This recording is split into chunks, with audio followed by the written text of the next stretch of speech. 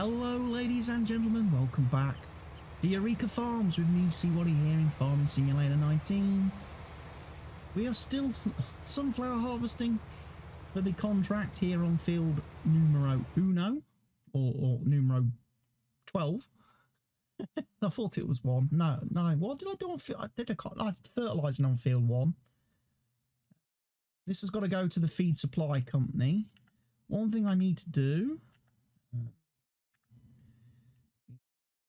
put that on there, untag that, otherwise I'll end up delivering the crop to the wrong place. We've got to go to the feed supply company with all this sunflower when the time comes. It's a little bit unfortunate as well that I've accepted this contract, because as I have gone down this first edge and gone along the bottom and then come up this little bit on the edge where the GPS doesn't quite align with the field properly, I've just done a little sliver down here. As I kind of got about halfway down here, the map updated, and obviously field 8, which is our field, now needs to be harvested. So I could have been harvesting for myself at this point in time.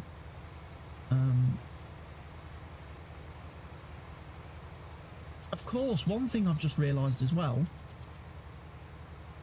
using Follow Me is a terrible, terrible idea. Because I'm going to be paying wages. I'm going to be paying out wages. I've noticed my money ticking down. So I'm actually losing money whilst doing this contract because I've got a helper driving the tractor for me. Might be worth just sacking him and just driving the harvester up and down when it gets full, then go and get the tractor.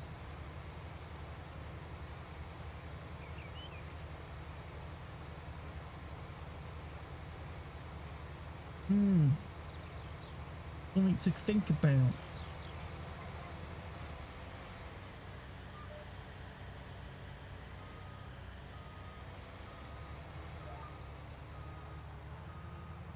It's one thing to consider. Just checking I was actually harvesting there. I had a brief moment where I thought to myself, uh-oh. I don't think I'm harvesting.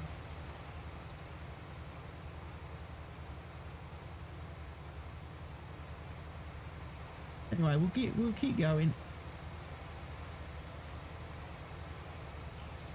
Like I say, this contract is more to determine and see whether or not today's precision farming patch update by Giants actually means we can actually complete them now, because we haven't been able to complete harvesting contracts, we haven't been able to complete baling contracts, we haven't really been able to see what we're doing with fertilising contracts, if we're being honest, which has meant the contract system for people playing with precision farming has been pretty much redundant, because you haven't really been able to use any contracts.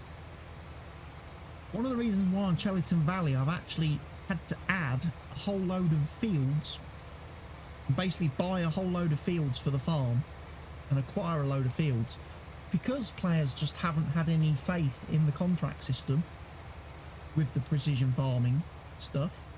So I've had to basically add more fields to our farm so players can keep themselves busy. It's a bit of a shame, because it defeats that whole mentality of building up from scratch, starting out with only 1 or 2 fields and having to work and acquire other fields on the map, which is a bit of a shame really. But I'm hoping that this update that Giants have done fixes that, which should hopefully encourage players to play the multiplayer, because they will be able to go off and do contracts when, you know, if I'm not on the map telling them what to do, they can go and amuse themselves by doing contracts and keeping themselves busy whilst they wait for me. Because I'm not currently playing on the server every single day. I do need to take a little bit of a break every now and then from the server and I also like the idea of streaming some different things every now and then. Like this past weekend, I streamed Project Hospital, which was a game I hadn't played for 2 years.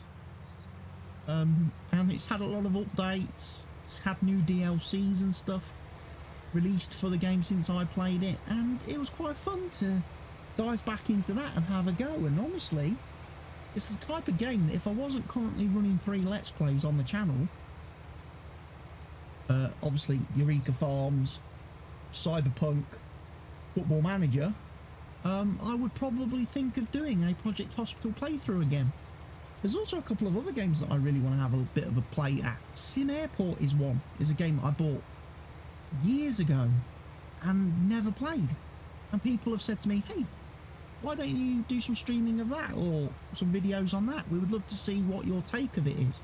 Especially now, seeing as it's had loads of updates, it's had mod support added and everything.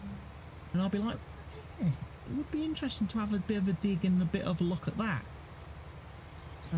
Especially as things seem to be kind of slowing down a little bit on the old farm sim front at the minute. If you're not, you know, entertaining and amusing yourself with all the drama stuff going on behind the scenes between giants and modders and stuff, which, to be honest, I'm not getting involved in. I don't want to get involved in any of that drama and nonsense. You know, I just like playing the game. I don't need to get all the political stuff and all the ridiculous stuff.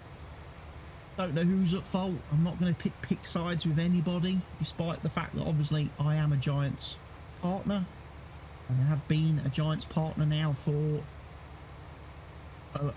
several months, since last year. You know, I'm not going to take Giants' side in the matter. I'm also not going to take the modders' side in the matter, because I think there's probably faults on both sides in this situation, and I think both parties probably need to just... I think both parties could probably do with having their heads banged together, being sat down and being told. Because both sides could be definitely doing things better. But that's my only input on the whole drama in the game at the minute in Farm Sim world. I'm not going to get any more involved than that, which people say, well, that's a bit unlike you, CWATTY, not to get involved in stuff, in conflict and drama. Well, yeah, it's 2021. I've turned over a new leaf, everybody. It's a new me. I'm not going to get involved in all the petty stuff that I see on the internet, because it's just not worth it. Honestly, for my own sanity's sake, it's better to avoid getting involved in drama and dealing with people that want to create conflicts. So yeah, I would. There's quite a few. I've just bought today. I've just bought the what is it? That Dyson Space Simulator thing. Sphere program game, whatever it is, that everyone seems to be going nuts about at the minute, and I've had a couple of people recommend it to me, recommend that I should play it. So I've bought it today on Steam for, I think it was 13 quid, and I'll have a bit of a look at it. Whether I do any videos or streams on it, I don't know.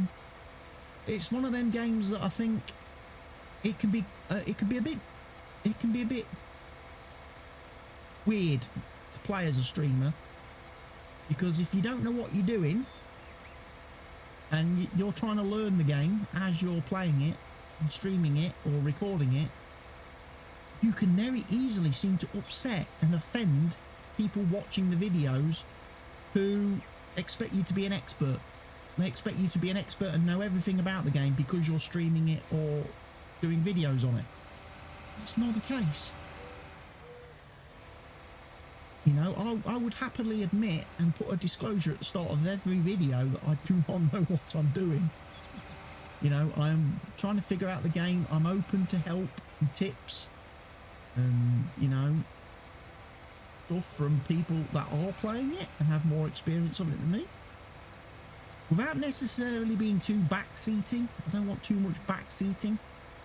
being, you know, but there's certainly games that I've tried to play in the past. Factorio is one of them that I found very difficult. It's a very difficult game to learn. The tutorial system in that game is absolutely dross. It doesn't tell you. There's not enough info in the game to tell. There's not enough of a help system in the game for players that need to know how, especially, okay, at the start of the game when you're just doing your mining of your ores and you're setting up your first little productions. That's no problem. That's great. We can all. When you start having to dig into like the fluid systems and you're starting to have to deal with like fluids and oil and all that kind of stuff, there should have been some tutorials, because I that was the bit where I just got confused. I didn't know what I was supposed to be doing, and people kept telling me, oh, you need to watch this YouTuber, you need to watch this streamer, you need to watch their videos, because, you know, they've played the game for like 10,000 hours and they're professionals at it. And I did go and watch some YouTubers, and I did go and watch some streamers, and the one thing I found nearly with all of them, all the people that had high amount of hours played in the game, is that they were doing things and placing things on the maps without explaining why they were doing it or what they were doing. And that was the bit I found. They just assumed that everybody knows what they're doing in the game. They assume that everybody's played the game the same amount. They don't consider the fact that in 2020 or 2021 that somebody might be picking up the game for the very first time and playing the game for their first few hours and don't know what I'm doing. And that was the problem I had. I couldn't find any real resources online to watch or to read that explained things to an absolute beginner. You know, and again, a lot of these YouTubers and streamers, they were slapping down blueprints for stuff. You know, they'd figured out the system long ago. They'd created, you know, a system, you know, a factory setup that worked, and what they did then was just make a blueprint, and then they used it in every single game ever. They just slap the blueprint down, let the nanobots run off and make everything, and it's all working and good. For a new player looking at that, you're just like, oh? So yeah, it's a bit weird. Some games are a bit weird, especially, like I say, when they don't have a lot of help and stuff. But I'm willing to give this Dyson Sphere program a go. But as I've already said to some people, if it's anything like Factorio and doesn't have a like proper tutorial system, and doesn't teach new players and explain to new players how everything in the game works, it's probably not a game I'm going to play for long. Because the last thing I want is a game like Minecraft. Do you remember when Minecraft first came out and you played Minecraft? You spent more time looking up things on the internet, looking up wikis to figure out how to make a flipping pickaxe, you know, because the game told you nothing. The game didn't tell you how to do anything. Just threw you into a world and was like, there you go, figure it out. I don't like that. I like to know what I'm doing, and if I don't know what I'm doing, I like to be able to click a button in game and pull up a resource that can teach me and tell me what I need to be doing. And if the games don't have that, don't have like a help system or a guide system built into them, oh, that's a bit of a, you're missing a bit of a trick there. Like I say, I'll give it a go. And like I say, Project Hospital, been playing that, really been enjoying that. A lot of the new changes. Don't know whether with Project Hospital I might be better off uninstalling the game completely from my PC and re-downloading it and installing it again, because it does seem a bit weird. Having started a new save at the weekend, I seem to be getting way more patience than I ever remember getting in that game. You know, within my first 2 or 3 days of opening my emergency clinic, I was facing 100 patients coming in to the clinic. And I was like, I don't remember having that many patients the last time I played the game. I used to remember things used to be quite tame. We used to only have like 30 or so patients to see a day. So I don't know whether the DLCs for that game have added a lot more stuff or whether they've just added a lot more things to the game in the 2 years since I last played it.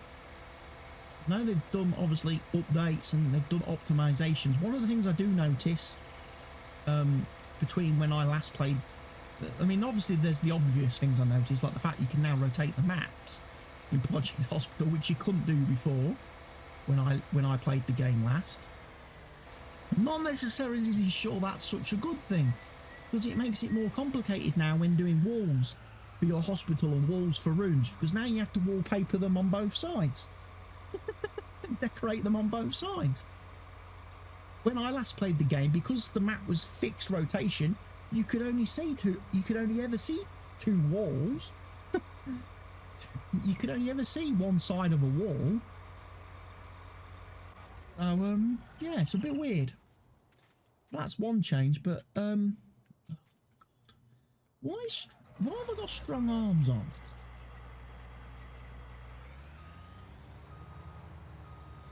I've got strong arms on. Can I turn strong arms off? Super strength is off. So why am I able to throw all my vehicles around? Unless that's something built into the map. Could be something the map makers put in. Not something I would normally turn on by default. What's its part? I know the wood lumberjack mod does something similar. Don't know necessarily if I've got the lumberjack mod installed on this map, because I didn't plan on doing a lot of tree chopping down.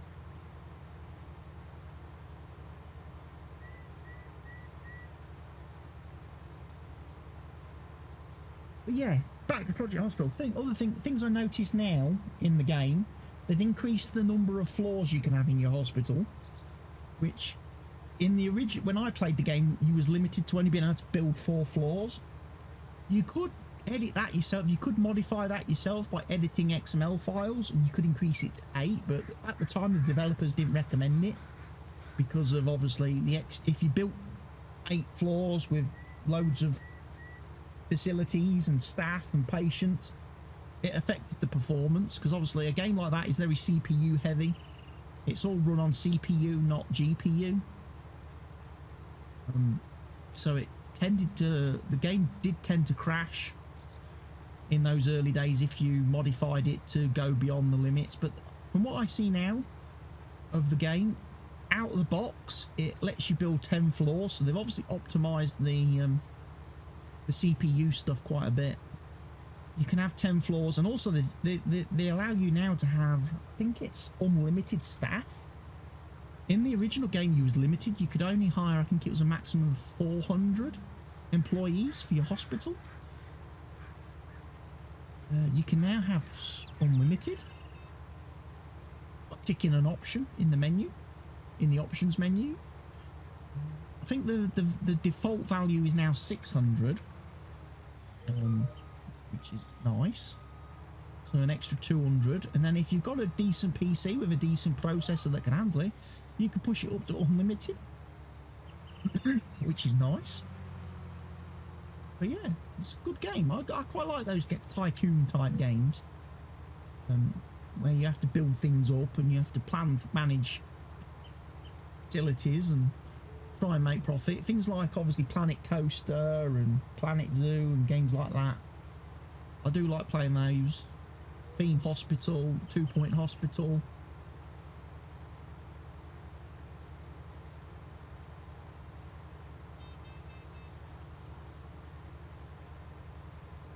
Right, we're nearly full. We are nearly full. Again.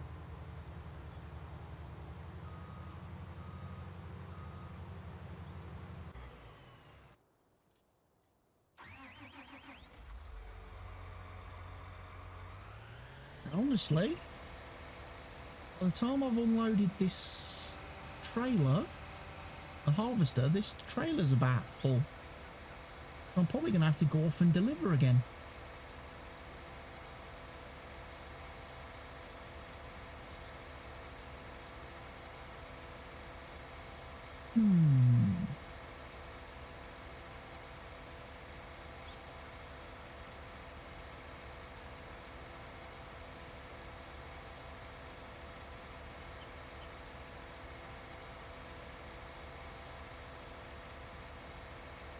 Or there might be a little bit, there might be, I mean, I'm at 24,800 litres now. Probably going to be at what? 54,800 litres after emptying this. So I could get about another 6,000 litres before I have to go off and empty the trailer. Damn, that's a lot of sunflowers. And we've only done 2 passes of the field at this moment in time.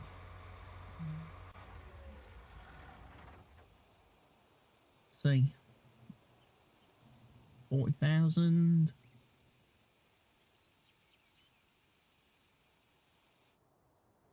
48,000. So just over it. I've got just enough room for just over 11,000 litres. What is... Have I got the wood? Toggle strength left out. Oh yeah, okay. I have got the woodcutter mod installed then. The lumberjack mod. That's fine.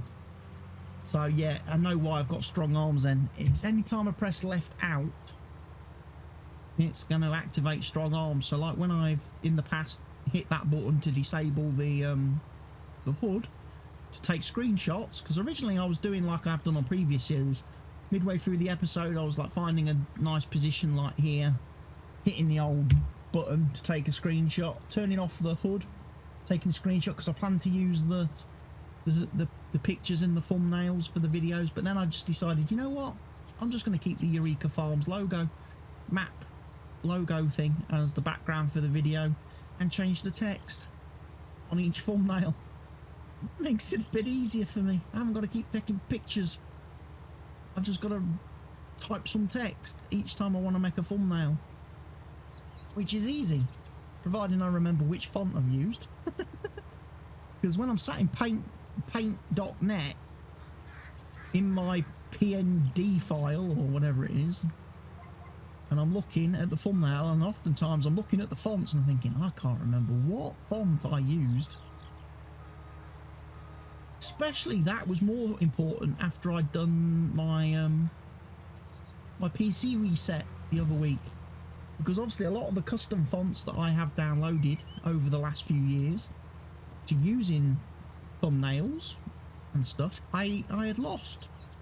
I had to go and re-download them, re-find them, and trying to remember what fonts I'd used and what fonts were called was a bit of a problem. But I think I've got all the main ones that I'm using now. In most of my templates that I'm using currently, I've got the thumbnails installed.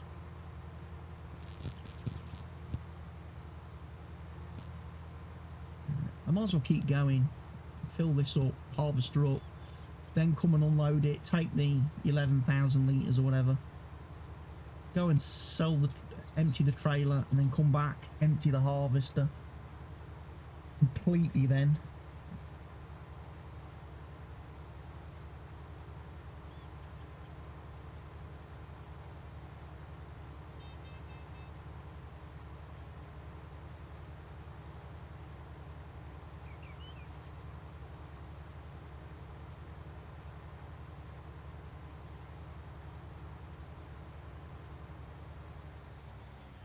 Not worried, we don't get crop destruction. We don't get crop destruction. Where am I with the harvester? I'm working. See, I'm kind of in. I'm in no man's land now, because the harvester's completely in the middle of the bloody field. Trying to work out the optimum way to go and unload it, as well as the fact that obviously I'm using fuel in my little tractor. I'm going to need to refuel this thing fairly soon.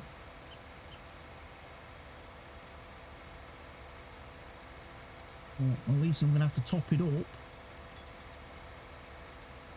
I've used probably a third of my fuel.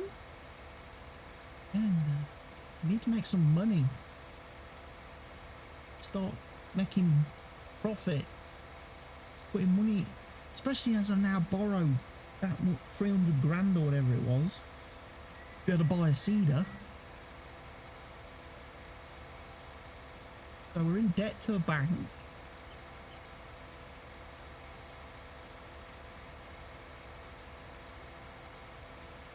And in this contract, the money we make from this contract is pretty much allocated to buying a header for the combine. So I can get the wheat and the barley and the oats harvested.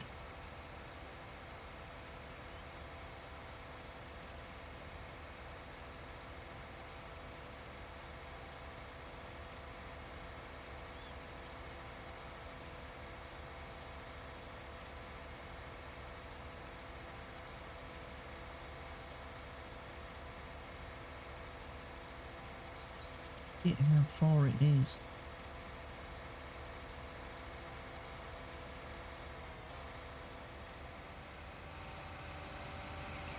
As much as I enjoy and love big fields on maps, I don't like prattling around with small fields. They can be a bit of a pain to manage on your own, as far as, you know, getting equipment loaded and unloaded. Especially when you haven't got a lot of equipment, like I don't at this point in time. You know, it'd be different if we had a fleet of trucks with big trailers or with pace setters attached to them. You know, that would be a different story. You could have them. I mean, normally in the past, what we've tended to do on big fields, like Field 12, we'd have a truck and trailer parked at the top, we'd have a truck and trailer parked down the bottom, and we'd unload into them as we went past. Now the harvester would split off, empty at the top of the field, it would empty at the bottom of the field, and then once the truck and trailers were full, we'd take the truck and trailers off to empty, but then we'd bring them back and park them in the same place. Certainly on like the big maps we've played, like in multiplayer with like Fenton Forest and Don Diego and that, sometimes we've even had to have two or three trucks parked top and bottom of the field. And then sometimes we've had the trucks, then once we've filled all three trucks at the top of the field or bottom of the field, then we've gone and emptied them. We've used Follow Me to take all three trucks at once. I know we did that on Fenton Forest on the 4X map there, when we was doing a contract to harvest sugar beets on a field. There was a field on the 4X map down here which was massive, which had sugar beets on, and on the 4X map we had to drive across a bridge over the river, and then we had to go all the way up to the east side of the map on a 4X map to deliver. What we was doing there, we was filling every single truck and trailer we had, and then once they were all full, Follow Me convoy to the sell point, empty all the trucks and trailers, then bring them back to the field, arc them up in the strategic places for the unloading, and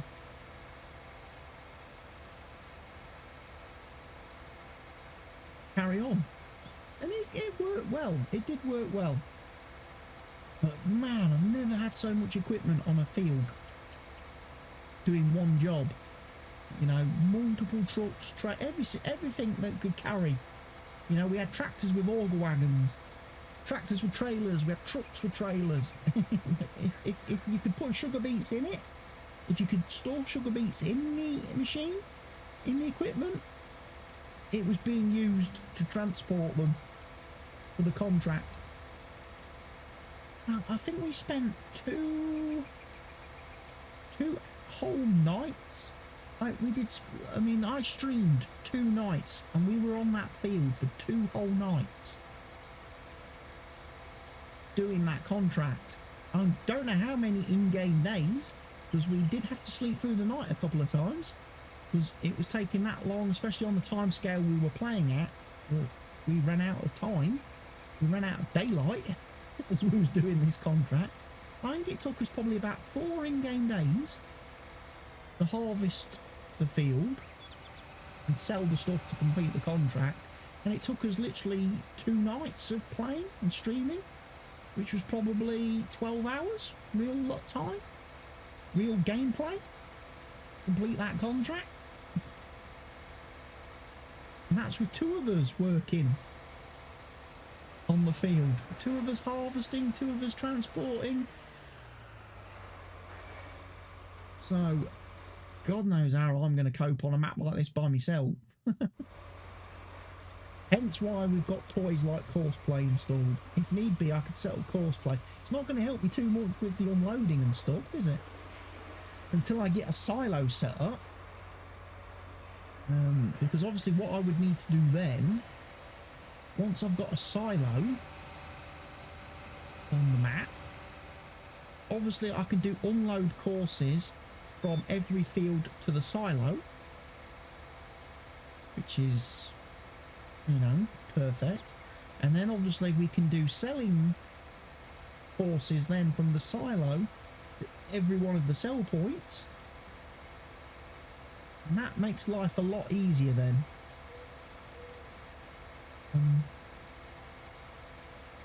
The one thing I don't know yet, and I'll be honest, I don't know if it's employed or has been implemented into Courseplay yet, is whether trucks on an unload course can automatically unload a harvester that is being driven by a human player.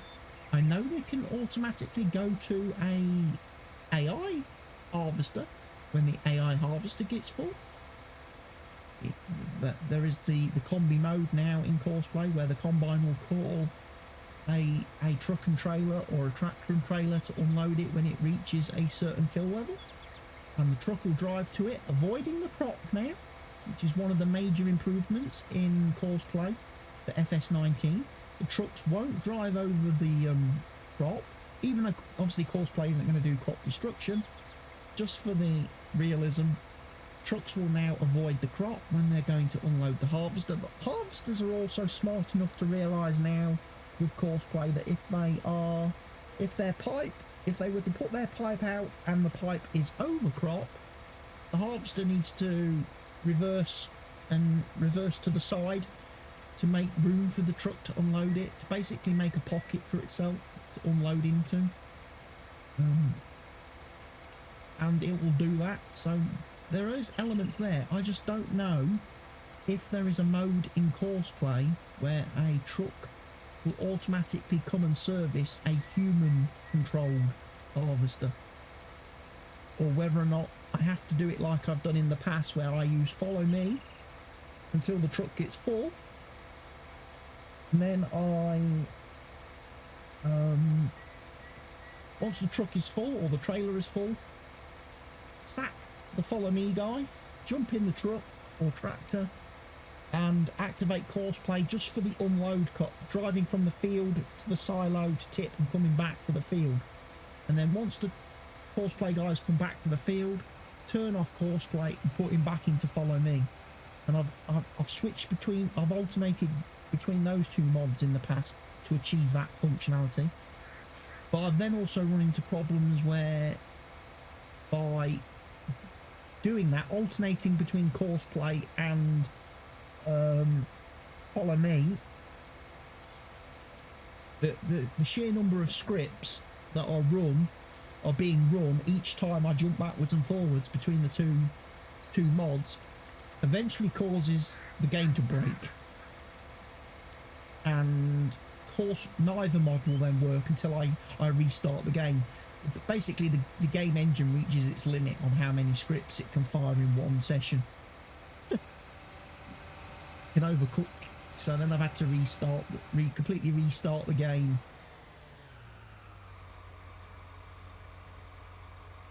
free up the memory. You know, one of them things. Be nice, like I say, in a future edition to this game, if Giants can maybe utilise a new engine which is capable of using a lot more CPU and memory if it's available, so you don't run into those kind of issues.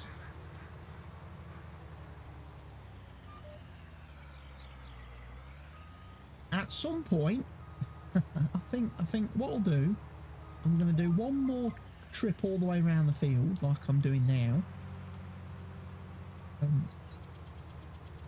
And then I think when I get back to that top northwest corner, when I get back to this point, so I'm going to go along here, I'm going to go up, I'm going to go along the top, and then once I get to that point, I'm going to go down, and then I'm just going to start working up and down, up and down, up and down. I've created enough room. Also means that hopefully for the poor old tractor servicing and unloading me, he's not going to have to drive so far, because I won't be completely the opposite end of the field when I get full. Which might make it a little bit easier to manage this. Again, because it's a contract and there's no crop destruction, and I'm not using the mod that finds you for driving on fields that aren't yours, there's no danger if I am driving up the field and the pipe is in the crop and I get full. There's no penalty if I go and unload with the pipe in the crop without making a pocket, without reversing and creating a space like Courseplay would do. Obviously all the realism buffs out there, all the realism farmers will hate that. If they're watching the video, they're going to hate me for doing that, but on contracts, you know, I don't mind. If this was my own field and I was driving up the field, I got full with my pipe over the crop, I would reverse. I would, and you've seen me do it. You know I do that. I do my own fields with, you know, the most amount of care that I can, because obviously you don't want to mess up your own field yield, because that's going to harm you. Whereas if I mess up the AI farmer's yield, it's not really going to hurt me. It's not really going to cost me anything. Except for maybe a Christmas card off him at Christmas. You know? He might not send me a hamper at Christmas. We might not be best friends.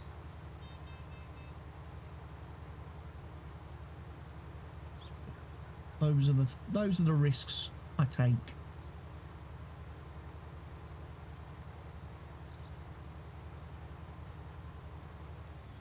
Right, I'm full again. Didn't get very far that time, did I?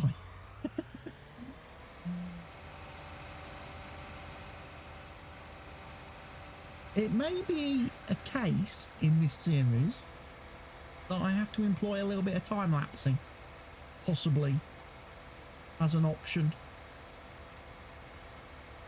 Otherwise, you're never going to see a job started and completed correctly. The one thing I kind of don't like about time lapsing, and one of the reasons I don't like time lapsing videos, is because then it means for the whole portion of the time lapse, I've got to generate some commentary in post, cover the silence. I've also got to put some kind of background audio in, because obviously the game audio isn't saved when I time lapse the footage. You won't hear the tractors and stuff, so I've got to usually put some background music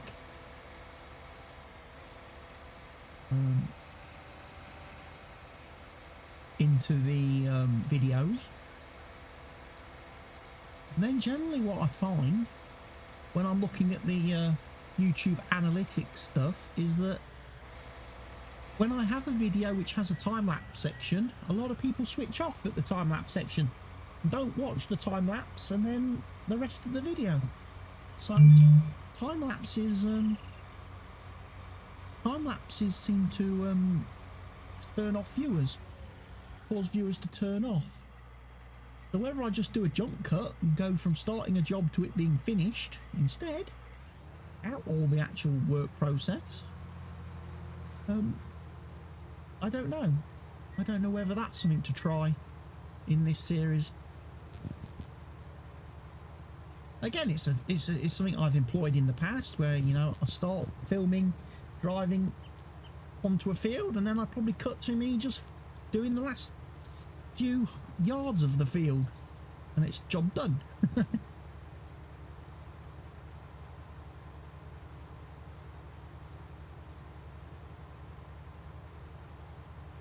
Also means for the whole duration of the time that I am recording the video, like I say, with the time lapse, I've got to leave the computer running for however long it takes me to complete the job. I've got to leave the recording software running for however long it takes me to complete the job, and I can end up then with a massive file. In fact, I could probably end up filling up the hard drive depending on how long it actually takes. Especially now I'm using much higher quality settings for my YouTube recording, YouTube videos, higher bit rates. I think I've mentioned this before in the last couple of videos I've recorded, maybe my Football Manager or probably Cyberpunk videos. I've increased my OBS recording quality settings since reinstalling my PC, and I'm now recording at higher quality, which hopefully means when I render the videos are slightly higher quality. Although, to be fair, the rendering settings I'm still using in Vegas are the same. I'm still rendering out at the same, using the same codec and same settings, so it's probably not going to make too much of an impact to the actual output video. But the input video, the video going in to Vegas, is going to be a lot higher quality. But the cost of that higher quality is file sizes that have doubled, literally. The raw videos that I'm recording are now twice as big as they used to be. And although I'm installing them on a 1 terabyte hard disk, it seems to fill it up very quickly. I only have to record a few videos, like when I'm doing my Football Manager Let's Play. If I record 4 or 5 Football Manager videos in one session, the hard drive's full, which is very bad for Football Manager, because Football Manager is installed on the same drive. Once again, much like with my Formula 1 series in the past, my Formula 1 2020 series, I made the mistake of installing the game on the same drive that I record the videos to. So the computer's trying to access game files from the hard disk at the same time as it's trying to write and record these massive videos. Doesn't really work too well on hard disks or SSDs. It might work better on my new M2 drives. I think my M2 drives are capable of reading and writing much greater volumes of data per second than my SSDs on my SATA connections. But that means I've got to rejigger where everything's installed on my PC and where everything's saved. And I don't really want to do that again now. after the whole Windows fiasco, installation fiasco I had. I mean, yeah, I could uninstall games and install them on the M.2 drives. That wouldn't be too difficult with Steam. In fact, I could probably just even move the game installation. I think Steam has an option to move game installations to different drives, doesn't it? I think you can.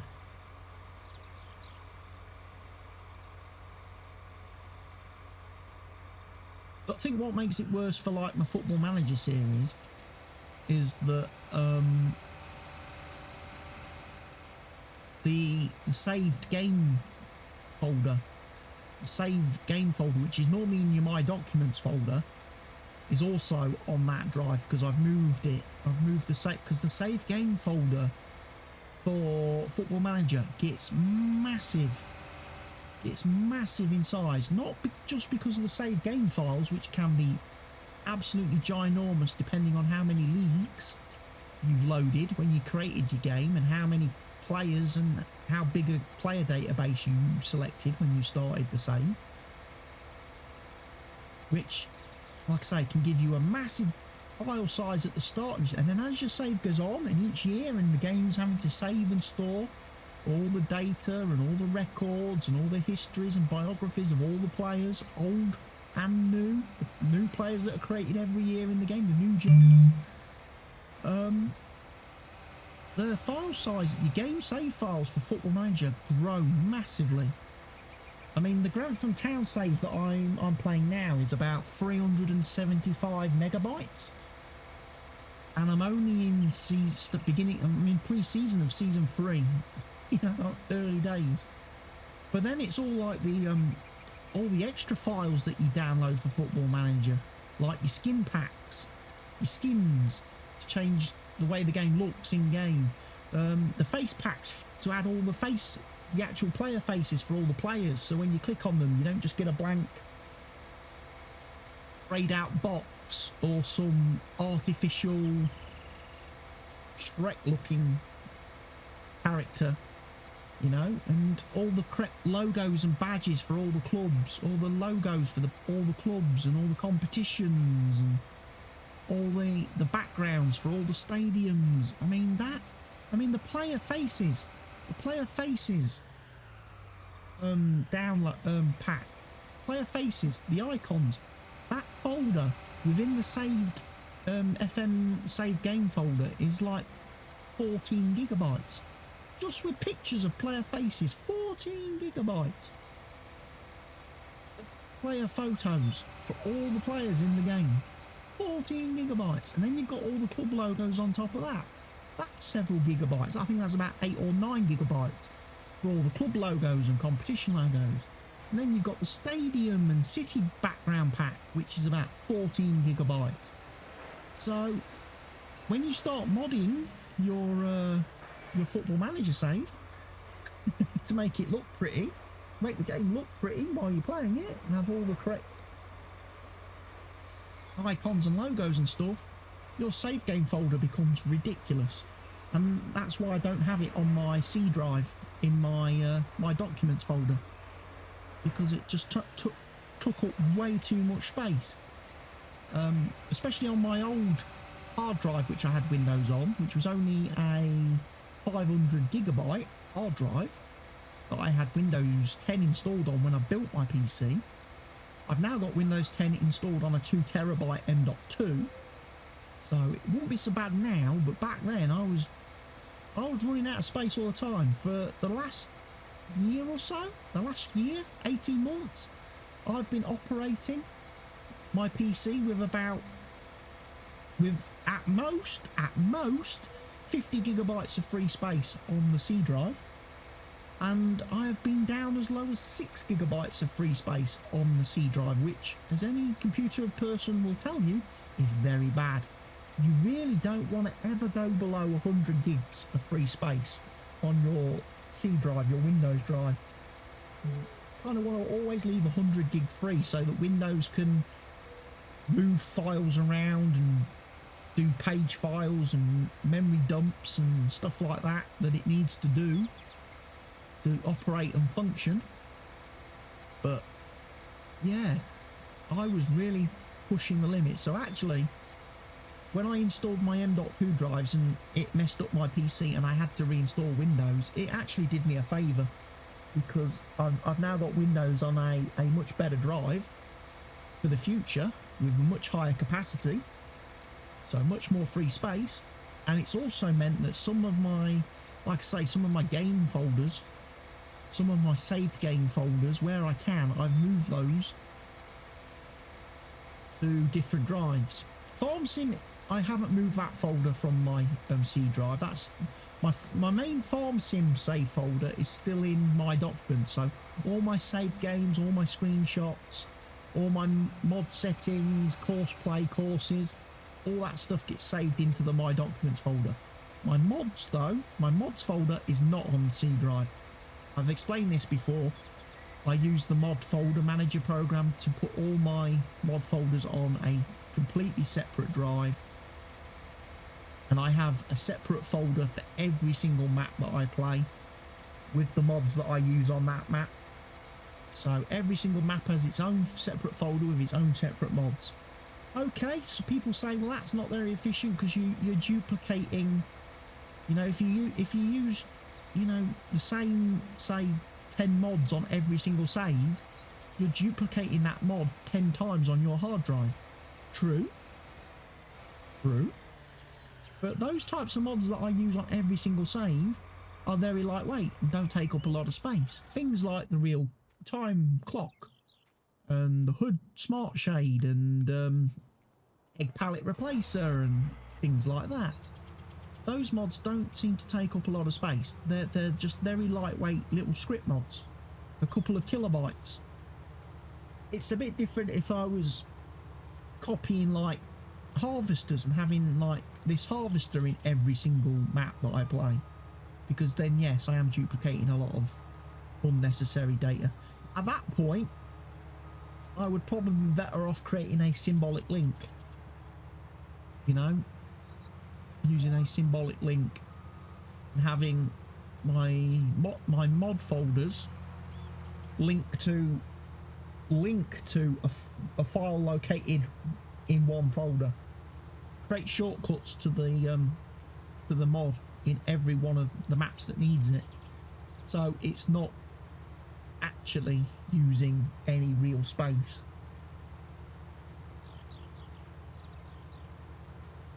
That's a way I could do it.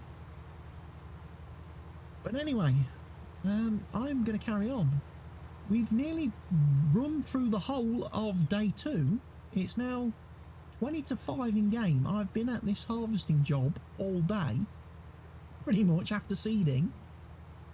You know, the first few days, the first few videos in game were all day 1. You know, right up until the seeding. So all the work I've done in the first videos of this series were all done in day 1. And yet, 2 videos, the last video and this video, I've completely worked through day 2 and I haven't done anything really. I've got 1 field seeded and I've got 1 field partially harvested. Not great. It's obviously going to take me, it's obviously going to be dark before I finish this. I'm going to be working into the night on this contract, and I just hope it completes. I really do. So what I'll do, I will bring you guys back, bring you viewers back when I am at the end point,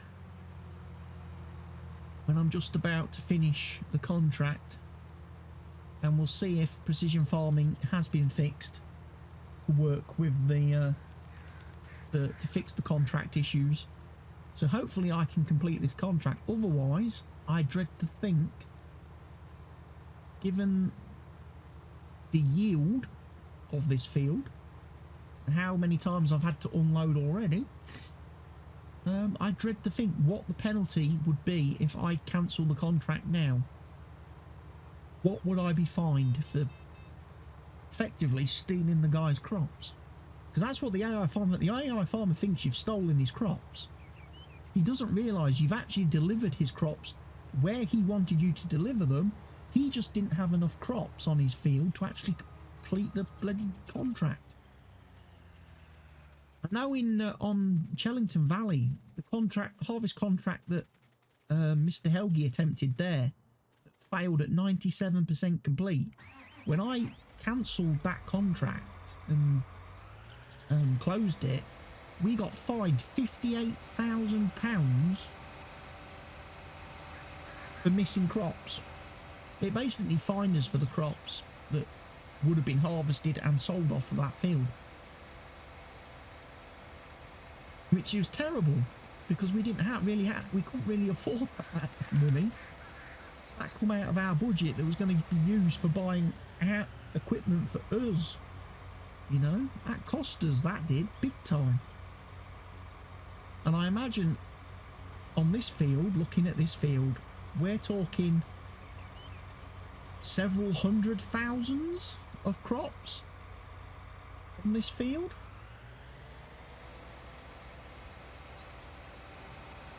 You know,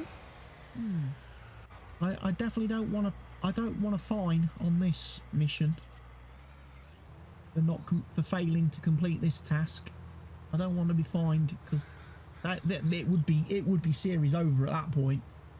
Because there's no way I'd be able to come back from being minus $1 million in money. No way.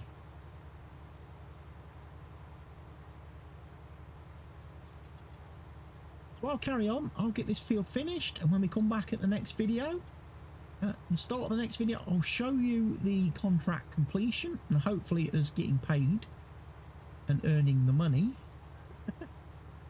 Show me the money. And then we'll have a look. We probably need to get a header so we can then go and harvest our own field. It will be day 3 then as well at that point. So, and then obviously once we've got field 8 harvested, we need to get it sampled, we need to get it ploughed, we need to get it lined, we need to get it fertilised, and then, like I say, I'm probably going to go chuck grass on it, I think. And then we can go down the road of getting a baler and doing silage bales and making some money that way. Initially, to help make some profit in this early going on this series, on this save, on this map. Then, like I say, if the contract system's working and has been fixed by today's precision farming update, then great, because then it means whilst we'll be able to go off and tackle a bunch of contracts, we won't just be limited and restricted to the ones we've done so far, which have been fertilising. All the fertilising contracts worked and completed okay. They were just difficult to do because you couldn't tell from the map where you applied fertiliser. It doesn't show. It doesn't turn blue anymore. The whole fertiliser thing's been moved over to precision farming's menu, and you can only see fertiliser on fields that you have sampled. And because we don't own these fields yet, and the farmers don't sample them, we get no data, we get no feedback. So you're kind of fertilising blind, hence the reason for using guidance steering and setting the working width a lot smaller than the actual width of the equipment, to make sure you've got an overlap so you don't miss any bits of the field. And like I say, I managed to complete all the fertiliser contracts, but it wasn't ideal. I would have liked, like I say, hopefully today's update has fixed that. Then, like I say, if the harvest contracts get fixed, even better. I'm full again.